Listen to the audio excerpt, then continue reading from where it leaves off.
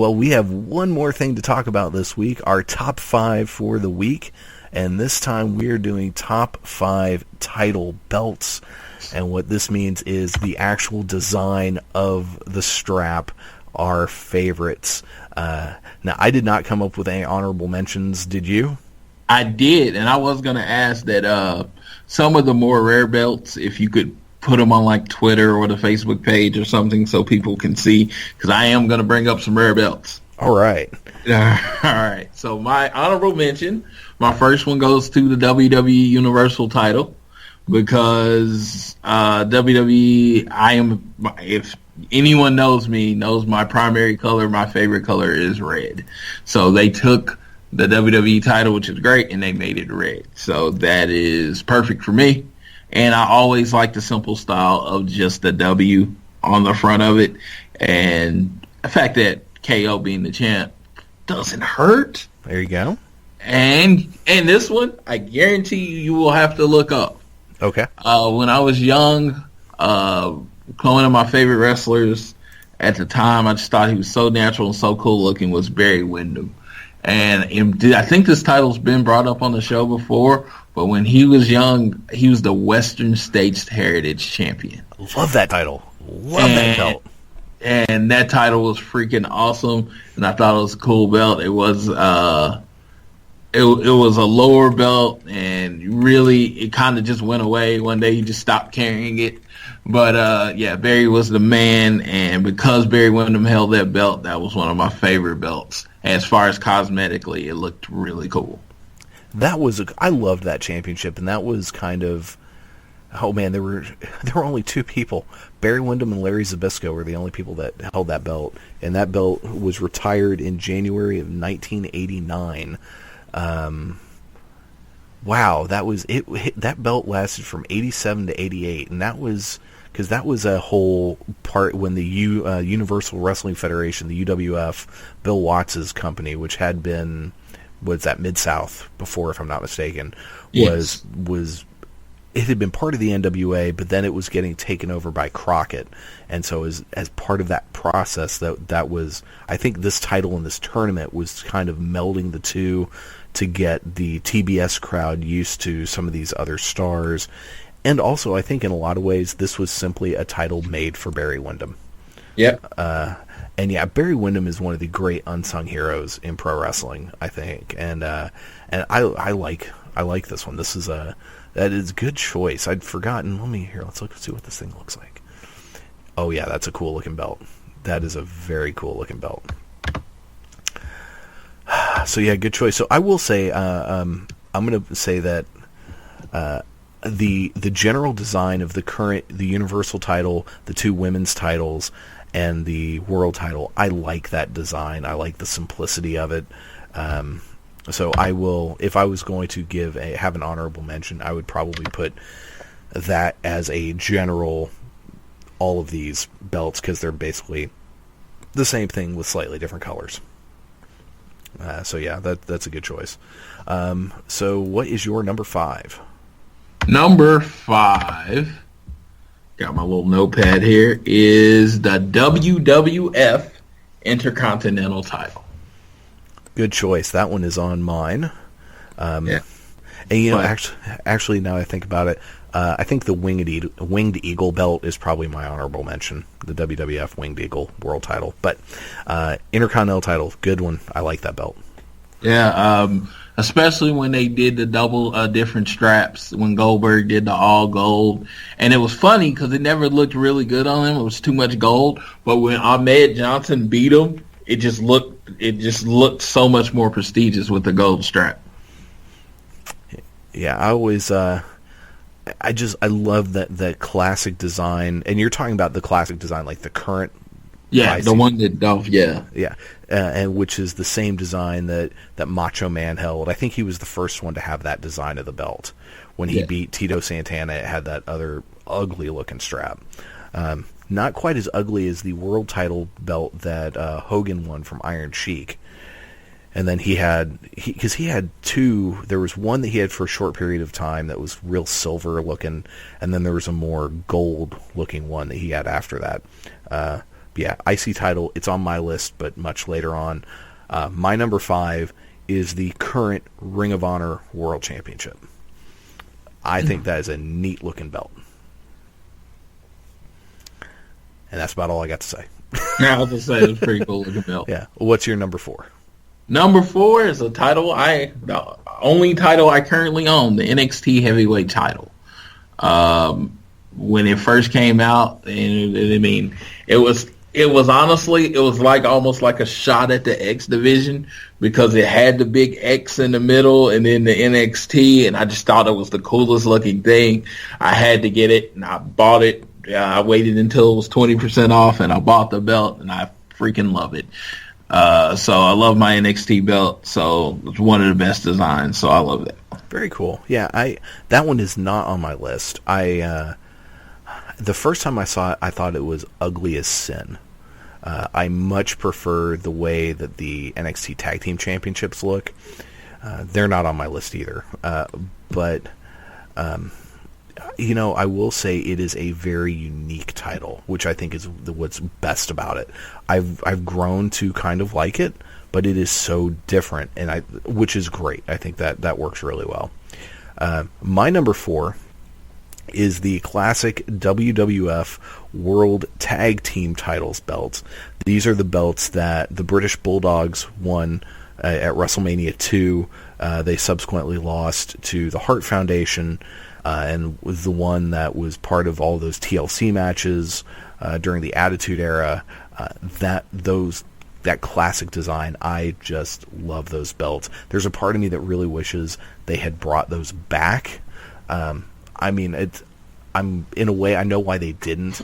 I think having the main titles or the title belts pretty much on the two shows now be mirror images of each other, I think that was a really smart idea, because just visually making them the same doesn't make one better than the other. So it keeps them all kind of on the same level. And I do like the current design of the tag team titles. But that old classic belt, and I associate with those with the British Bulldogs. Those titles are really cool. What is next on your list? Number 3. Number 3 is the NWA US title. In the 80s, it had the actual United States flag with the eagle next to it, and just throw back a story. When we were young, of course, we didn't have any money, and they didn't sell replica belts, so we used to take cardboard, and we would strap. And my friend Bill was very good at drawing, and he would draw the belts, and we had our little backyard wrestling organization. I fell in love with that belt because that was his best belt. Nice. I mean, when he did his writing and all that kind of stuff, he got the attention to detail, and that was when I was young, that was the cardboard belt I wanted more than anything in the world, and made me appreciate it. I remember Lex Luger when he finally won it, and it was I just thought that, I mean, it was like, in my mind, you knew Ric Flair was the world champion, but I'd much rather have the United States title. There you go. That is. I'm looking at it right now. I had to Google that one. I'd forgotten because I remember what the WCW U.S. title looks like, which I much prefer to the current U.S. title design. But I'd forgotten, and yeah, that is a really cool looking belt. And I also really liked the TV title belt from back then, because it happened to show up in my Google search. But I loved that the little things on the side had like ABC, NBC, CBS, and PBS. I just thought that was so cool. Because back, kids don't realize these days that was TV, man. That's all we had for a long time. So good choice. I like that. My number 3 is the current IWGP Heavyweight Championship. This belt, if for no other reason, looks like it is heavy as hell. And very classic look on the belt. I love it. Yeah. And can you imagine if you got hit across the head with that thing, how much that would hurt? Whew. Or DDT'd on it, because it's got all those bumps and stuff. It is a perfectly classic, timeless-looking wrestling championship, and I just love it. All right, what's next on your list? Okay, and I'm not trying to go against it, but while we were talking, I thought about another one, and I actually would have bumped the Intercontinental title off the list, but I forgot about this one. Okay. So it's kind of a tie at two. It's Okay. the WWF Double Winged Eagle Belt, which was the world title of my childhood. It was not the big gold belt, and the ECW Championship. Ooh, nice. ECW Championship because it had barbed wire on there, and the one, the Taz's belt, had FTW on there, and it's like you kind of had to be a big fan of ECW to know about Taz and his FTW Championship, and so both of those are just so synonymous. Taz's ECW belt, and then Hogan in the Double Winged Eagle was. I couldn't, if like I said, I would have probably dropped the Intercontinental title to an honorable mention and made these two tied for two. Okay, very nice. And I'm actually looking, as you're saying these, I'm looking them up, and so I'm looking at, and there are a number of different iterations of the ECW Championship belt. Taz's belt was my favorite. Taz, let's see. Yeah, like I said, it had FTW on it, and like I said, he knew about FTW. He put it on his wristbands because he felt like he was never getting a title shot, and it stood for F the world title, and it was just such in part of Taz's attitude, and I honestly can say I love the design of the belt, but it probably has more to do what it meant to me as far as Taz being one of my favorite wrestlers. I tell you, I loved Taz as that champion, and that match he had where he lost to Mike Awesome was so good, and he did such a great job of putting Mike Awesome over. And then there was the whole debacle with Mike Awesome going to WCW, and the way that all shook down. But yeah, that was very cool. All right, so my number two was one you mentioned earlier, the Intercontinental Championship. I love it because I think of that belt, and I think of it. I really, when I think of that belt, I think of the Macho Man. I think of Randy Savage because he held that belt for so long. And when I first got into wrestling, we're talking WrestleMania 2 era. He had his feud with George the Animal Steele, and then he had his feud with Ricky Steamboat, which was just tremendous. And yeah, it was the workhorse championship. It was excellent, and I love that belt, and I love that they brought that classic look back, because just by bringing that look of that belt back, it elevated that championship, I think. So yeah, that's my number two. And what is your number one? My number one. Again, we collectively have the same favorite wrestler. And because of that, there was one title that was synonymous with him. And because it was synonymous with him and he was my favorite wrestler, it will always be my favorite belt. Design, everything. If I could find somewhere I could buy this belt, I would definitely buy it. And the last time I saw it was $1,500, and I was like looking for loans so I could buy this belt. The NWA television title. It was everything to me. Now, okay, so I'm looking at pictures of it now. Did you prefer the red strap or the strap that was black but red behind? Red strap. Red strap. Okay. Yeah, and Arn Anderson did. He was synonymous with that belt. I think he held it more than just about anyone else. Well, both he and Tully Blanchard also held it a lot, and they also both held the U.S. title, especially Tully, a lot. So you're talking about the one that was mostly silver but had the red background behind the writing. Yeah. Okay, yeah. Because there was another version of that looked a lot like, it was the same shape as the old NWA World Championship belt, the pre-Big Gold Belt world title. Then it had CBS, ABC, and all that stuff on it? Well, no, that one was the one you're mentioning, your favorite one, that had the ABC, NBC, CBS logos all on it. Yeah. This one had, it said World Championship Wrestling, TV Champion, and then on the side things had basically different flags. and it's actually, man, that was beat to shit. I just Googled the NWA television title, and there's actually one on sale online for $350. Might have to buy that. Oh, that would be very cool. That would be very cool. Well, especially if I could get Arn to sign it, and then that would be life. Yeah, that is, and the TV title was one of my absolute favorite titles. Because it had rules, man. It was a 15-minute time limit. You had to win in 15 minutes, and it was on every televised show.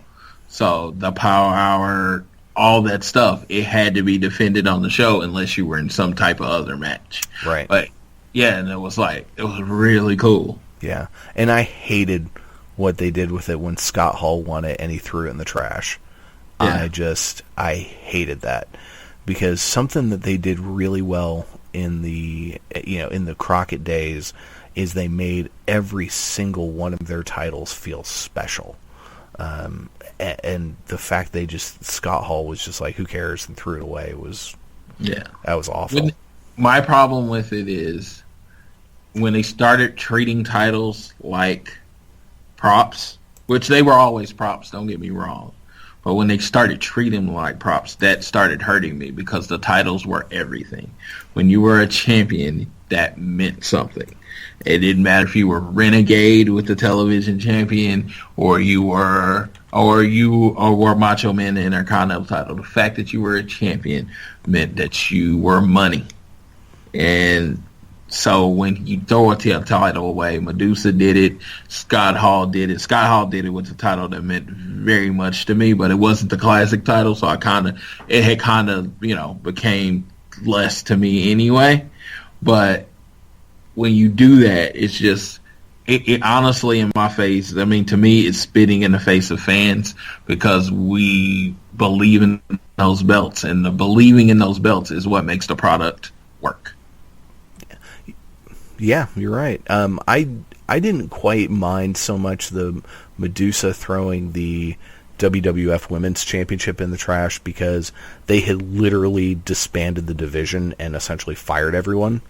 So that didn't bother me, because that was more of a middle finger to the company than to that title. Did they make a WCW Women's title after that? I'm pretty sure that she was on there and wrestled a couple matches and then went away. Yeah, and she took her guaranteed money and went on about her business. Yeah, which is, do you blame her? No. No, not at all. So they did it strictly for the shock factor. They did, and it worked, man. It was a good moment. It was a really cool moment. But yeah, so my favorite title belt of all time is the classic NWA/WCW World Heavyweight Championship, otherwise collectively known as the Big Gold Belt. Now, I prefer that original version, not the one we eventually had in WWE with extra little red things on it. The original Big Gold Belt, I loved that title. It was so obnoxious and so huge. And it was another one, man. It looks like you just get the impression of that if you got DDT'd on that thing, it would hurt and probably cut you, because it's so bumpy. And being a kid that really, when professional wrestling really clicked, it was because of the NWA and then WCW. This was my title, and seeing Ric Flair hold it all those times, and every time somebody beat him, and there was that just glorious moment of redemption when that happened. And even when Hogan won it and sprayed NWO on it, and then when Lex Luger beat him, that was even more so than when Goldberg beat Hogan. I think that Luger victory on Raw was incredible. And then the fact that it showed up on WWF TV, and for the first time ever, you had Mean Gene Okerlund and company talking about there's this other organization that we never acknowledge ever, and they're finally talking about it, not directly, but they are. Just I love it. It's his favorite belt ever. So Good that belt. Yeah, it's a good belt. It is. So that is our top 5 for this week. Now, we have not discussed top 5s for next week. I came up with an idea as we were talking, because we've had a couple that we've been thinking about, spine busters, super kicks, but now if you've got something, please let me know, because I don't want to always be the one coming up with these ideas, but I did think of, at some point, we need to do our top 5 commentators. Oh, man. Yeah. Oh, definitely. All right. And I can guarantee you, Michael Cole will not be on the list. No. He will nowhere be the list. All the other people could call me personally, and a few of them are dead, and tell me Michael Cole is the greatest announcer alive, and he still would not be on my list. He would not be in my top 100, and I can't even name 100 announcers. Yep, he's not going to be anywhere near mine. So you want to do that one next week? That sounds perfect. All right. Because, like I said, with Ronaldo, to me, he's kind of energized the profession, and it's really, really made me really think about the great ones from my time. So you will hear some older names, but I look forward to it. Yes, I do as well, as I'm starting to put names on my list already.